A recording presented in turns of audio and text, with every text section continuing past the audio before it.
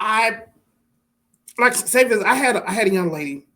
She texted me and said, "You gonna marry me?" Guess what? I bought the ring already. And I said, "Well, first of all, I just I just met you.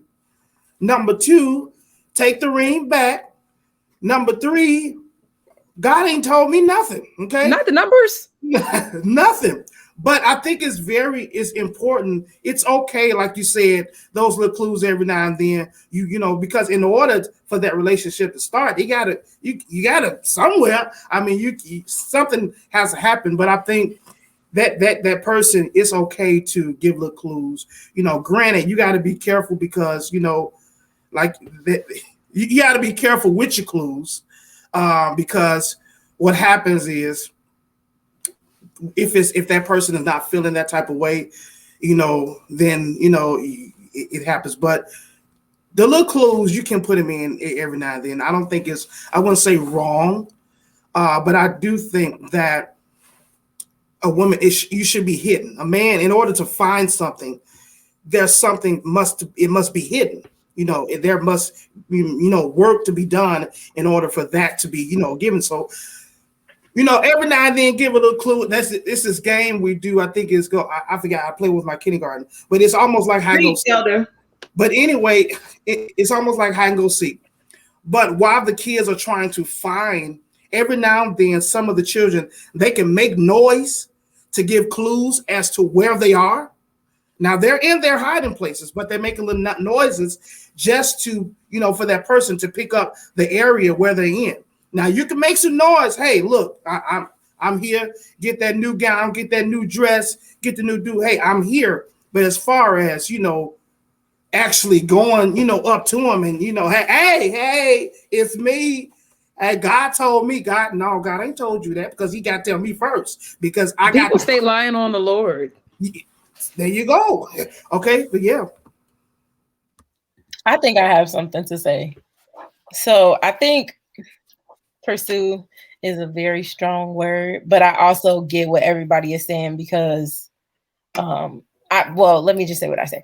I think that when you build a friendship with a person, because I think if you're going to be in a deep relationship with someone, there has to be a foundation. And I think just being able to say, I like your haircut, you got a nice dress, that's not enough to really move on into that intimate phase of a relationship for marriage or whatever, But I think that being able to make yourself something to be found is more important than pursuing someone, because oftentimes you'll want to be with somebody, but you're not ready. You think just being a body next to a person, being something for somebody to have, is enough, when it's not. Just being able to say, I dress nice, you have to have substance. And I think that if you want to pursue, you should pursue putting something in yourself to desire or to be wanted, and not just for a mate, just for yourself, because like everyone mentioned earlier, you have to be secure in who you are and be content. And I think that when you're content, you'll be so,